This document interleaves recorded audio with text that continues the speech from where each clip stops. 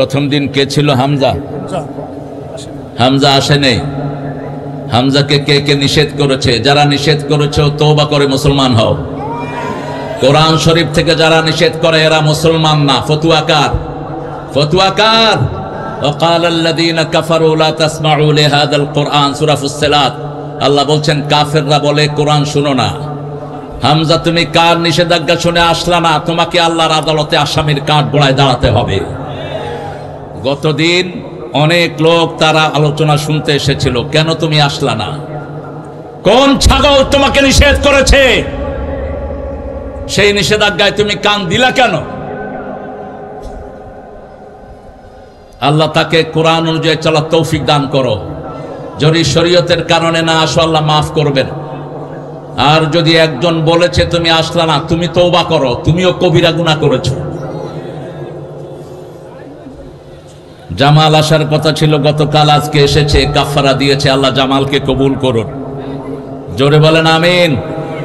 Doctor মাওলানা গুলজান হোসেন গতকাল এসেছিল। শিল্পীরা এসেছে, সবগুলো আসছে শিল্পীরা।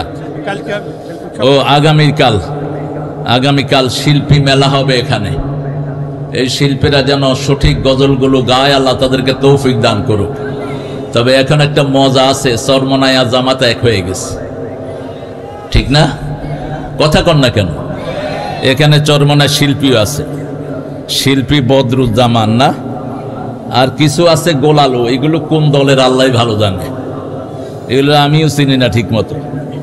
গোলালু যখন যেটা তখন সেটা। কিছু গোলালু হুজুরও আছে। আওয়ামী লীগের সময়ও খুব রমরম অবস্থায় ছিল, কোনো মামলা খায়নি, এখনো আছে। তবে এই থাকা থাকা নয়, আল্লাহর কাছে তুই গিয়ে আসামির কাঠ গড়ায় দাঁড়াবি। অনেক সুন্দর আয়োজন। ইসলামী কলারওয়া ইসলামী পাঠাগার ও যুব সমাজ যুব কল্যাণ পরিষদের উদ্যোগে আজকের সভাপতি বেলারির সম্মানিত স্যার, আমাদের প্রিয় স্যার আলহাজ গোলাম রহমান সাহেব, আরো অনেক ওলামা হযরত এসেছেন। আমি যাদের ছাত্র হতে পারলে ধন্য হতাম। এসেছেন এখানে স্কুলের প্রিয় স্যারেরা, প্রাইমারি, হাই স্কুল, কলেজ, ইউনিভার্সিটির স্যার, বিভিন্ন পেশায় জড়িত আবাল বিদ্যা বনিতা, পর্দার আলের মা বোনেরা এসেছেন, হিন্দু সম্প্রদায়ের ভাই বোনেরা যতজন এসেছেন, আল্লাহ সবাইকে কোরআনের জন্য কবুল করুক। আল্লাহ সবার জীবনের গুনাহগুলো মাফ করে দিক।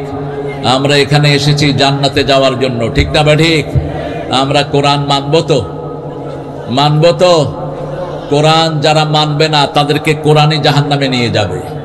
অন্য কোনো কিতাব লাগবে না। কোরআন বলবে এরা এটা আমার বন্ধু, এদেরকে আল্লাহ জান্নাত দিয়ে দেন। বিশেষ করে রাতে যারা সূরা মুলক পড়ে, রাতে রাসূল বলেছেন, কিন্তু দিনের যে কোনো অংশে পড়লেই হয়ে যাবে।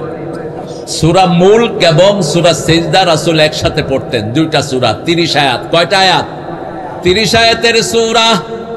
রাসূল সাল্লাল্লাহু আলাইহি ওয়াসাল্লাম বলতেন সূরা মুলক যারা পড়বে এই সূরা তাকে ছাড়া জান্নাতে যাবে না।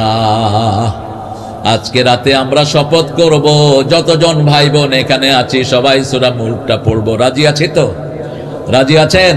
দেখি কারা কারা পড়বেন না, হাত তুলে দেখান। আপনারা খুব ভালো মানুষ, এবার দেখান তো কারা কারা পড়বেন, একটু হাত তুলে দেখায় দেন। আল্লাহ আপনি এই হাতগুলো কবুল করেন। আরো চিৎকার করে বলেন আমিন। এই হাতের মধ্যে যারা না পড়ে আল্লাহর কাছে চলে যাবেন, পড়ার সওয়াব দান করে দিবেন কে?